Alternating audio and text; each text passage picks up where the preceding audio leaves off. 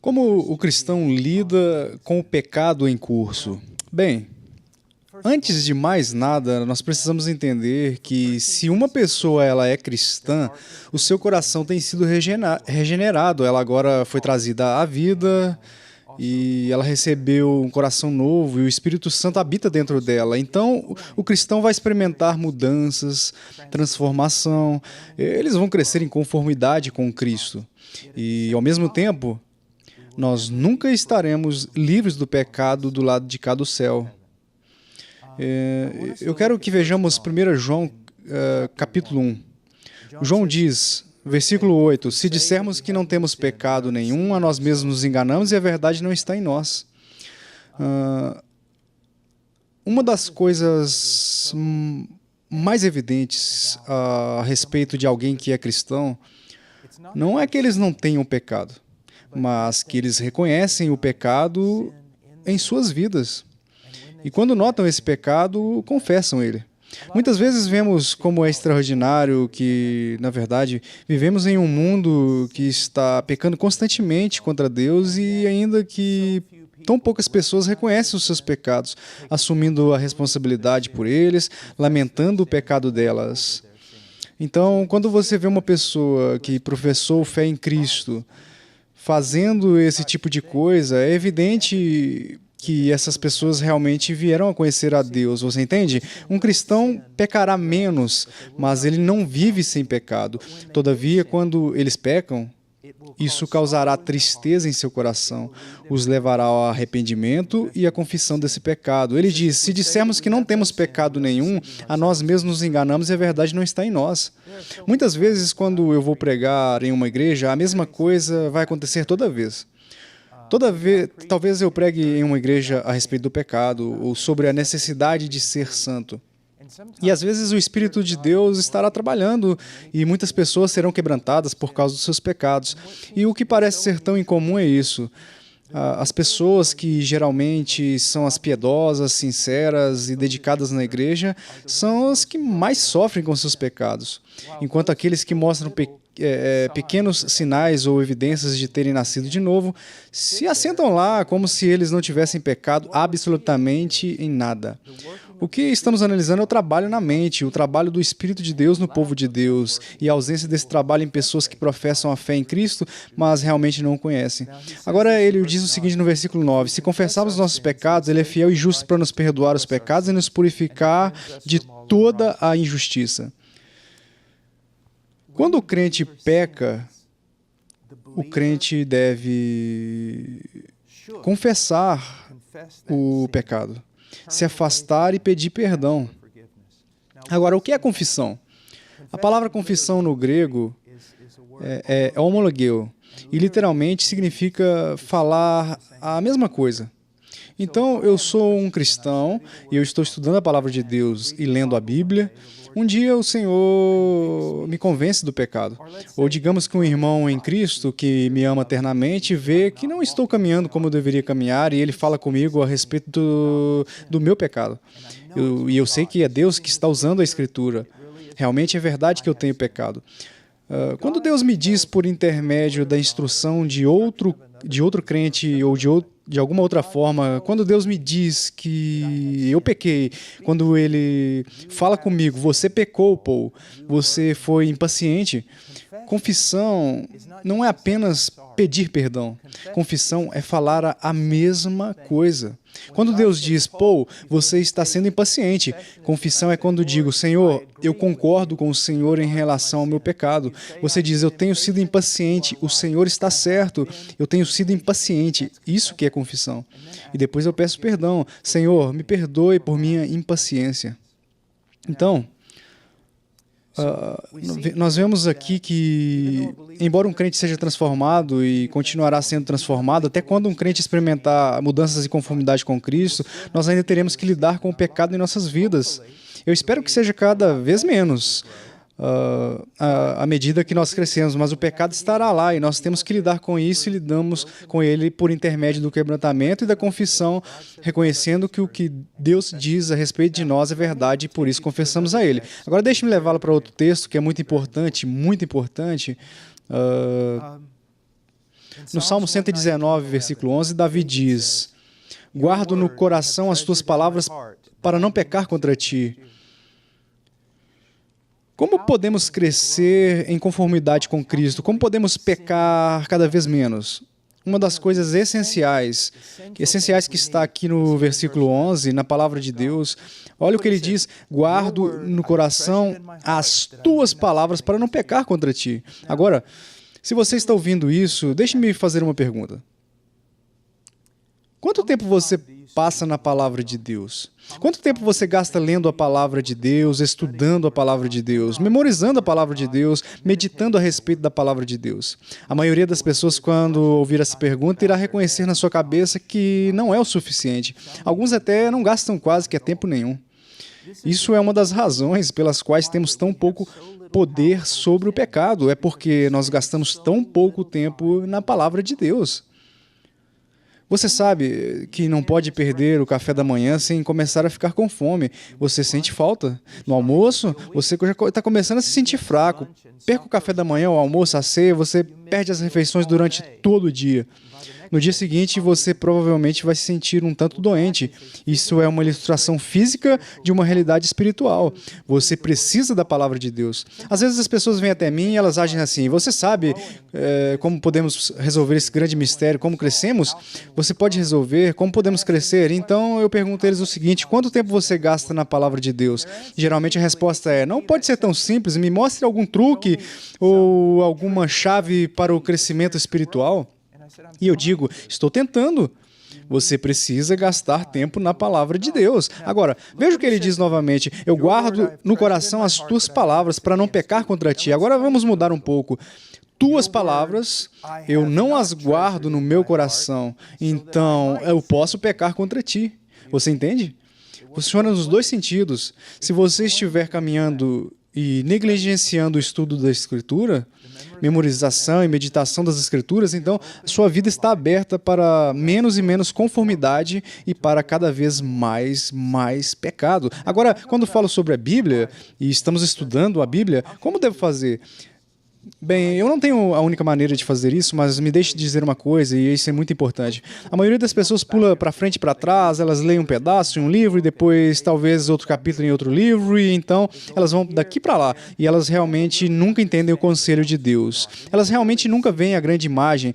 Eu recomendo que, se você nunca leu o Novo Testamento, comece no livro de Mateus e leia tudo até o livro de Apocalipse, e faça isso várias vezes, e depois vai para o Velho Testamento. Comece em Gênesis e leia tudo, até o livro de Apocalipse, e gaste o resto da sua vida nessa vida de disciplina. Seja 3, 4, 5 ou 15 capítulos por dia. O importante é o fato que você está lendo a Bíblia sistematicamente e você está começando a ver como todas as peças se encaixam juntas. Você está começando a ver a grande imagem de Deus e a grande imagem a respeito da salvação de Deus e a vontade de Deus. Muito importante. Agora eu quero que a gente vá para o livro de Tiago por um momento. E eu quero te mostrar algo que geralmente é esquecido, mas tem sido muito útil para mim na minha vida. No capítulo 1, James is talking about trials. Tiago está falando a respeito de provação, e depois de falar sobre provação, Tiago prossegue e ele diz isso, versículo 13: ninguém, ao ser tentado, diga, sou tentado por Deus, porque Deus não pode ser tentado pelo mal e ele mesmo a ninguém tenta. Quando eu estou sendo tentado a fazer algo, o que eu preciso perceber primeiro?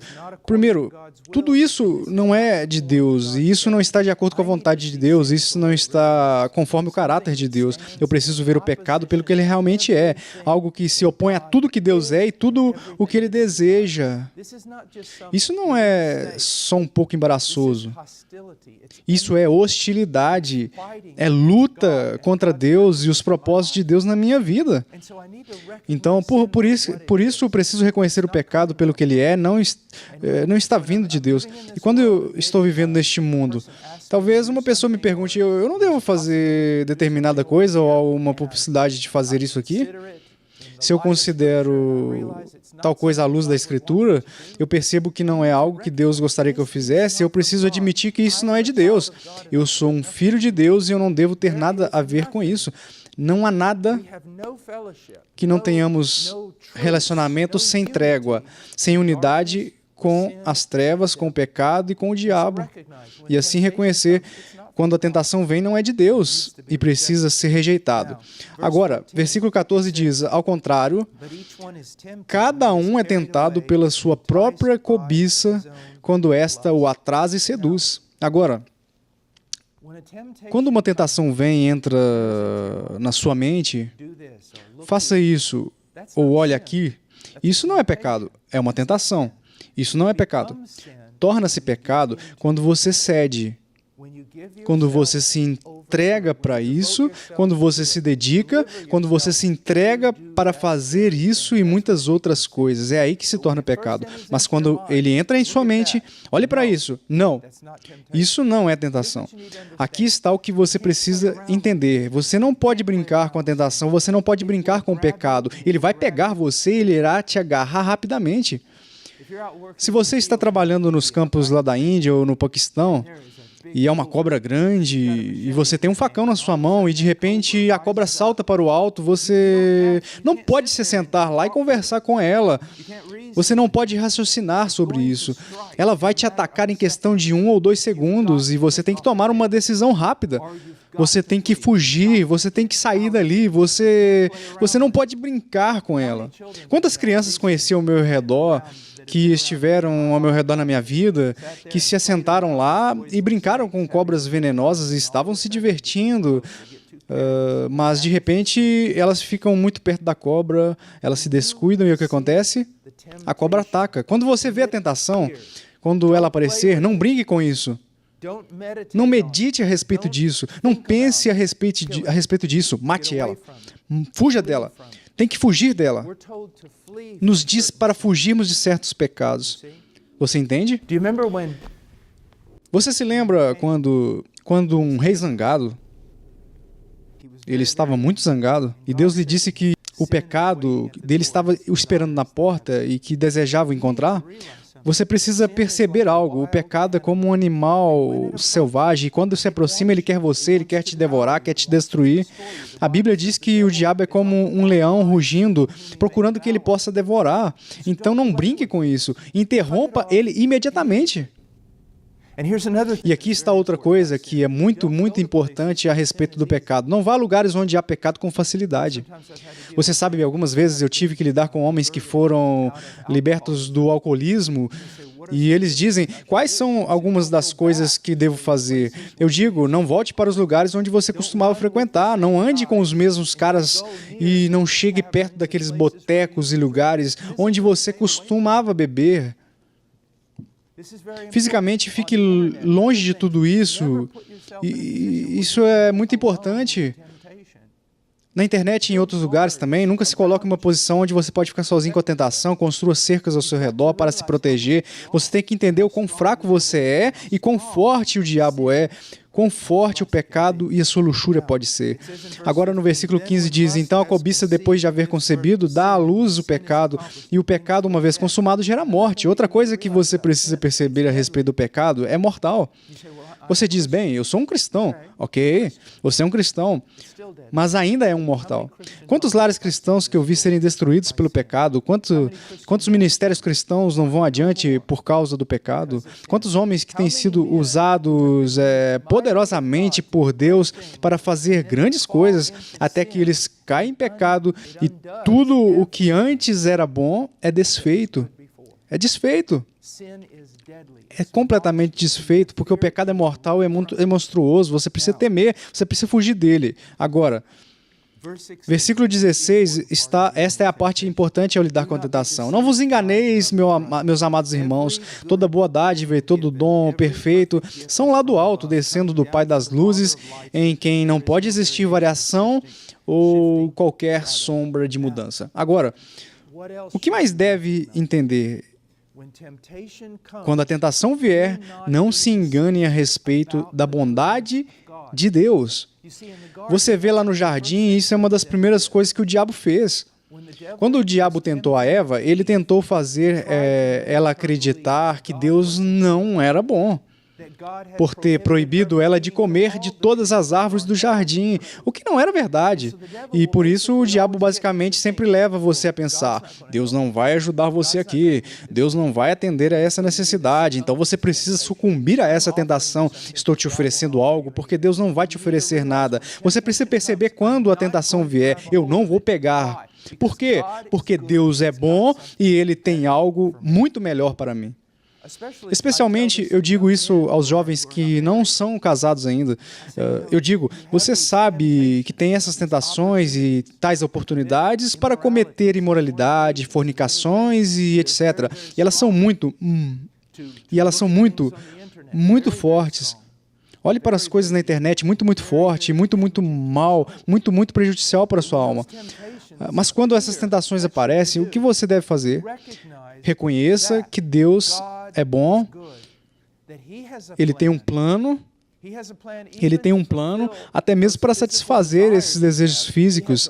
Você tem que ver que Ele tem um plano justo e o diabo está te oferecendo um plano falsificado. E quando você identificar esse plano falsificado, você precisa rejeitá-lo, porque eles não são a melhor coisa para a sua vida, não é uma boa coisa para a sua vida. Você precisa esperar, porque o que Deus prometeu te dar é bom. É onde eu encontro algumas das minhas maiores forças contra o pecado. É o reconhecimento da bondade de Deus. Qualquer tentação que vier é uma falsificação de Deus. Talvez seja como uma bela maçã do lado de fora, mas está cheio de veneno por dentro. Mas tudo que Deus dá é bom do lado de fora e completamente bom também por dentro. Essas são algumas das maneiras pelas quais lidamos com a tentação, mas vamos lá, use um pouco de sabedoria aqui. Se você estiver acordado 16 horas por dia, você está neste mundo por detrás de linhas inimigas 16 horas por dia. Você está ouvindo o mundo. Você está sendo influenciado pelo mundo. Se você não gastar tempo na palavra de Deus, grande quantidade de tempo, se você não gastar tempo em oração, se você não gastar tempo com a boa comunhão em uma boa igreja, com outros crentes, você não será capaz de superar o que vier. E não saia por aí procurando alguns evangelistas da TV para tocar na sua vida e te dar poder. Não procure por algum truque tolo que não vai te ajudar contra o pecado. O que você precisa? Você precisa estudar a palavra de Deus. Você precisa orar para ter força. Você precisa estar em comunhão em uma igreja local bíblica e forte, debaixo do cuidado de anciãos que se preocupam com a sua alma e debaixo do cuidado de presbíteros que estão pregando a exposição da palavra de Deus. É isso que você precisa, ok? Deus te abençoe.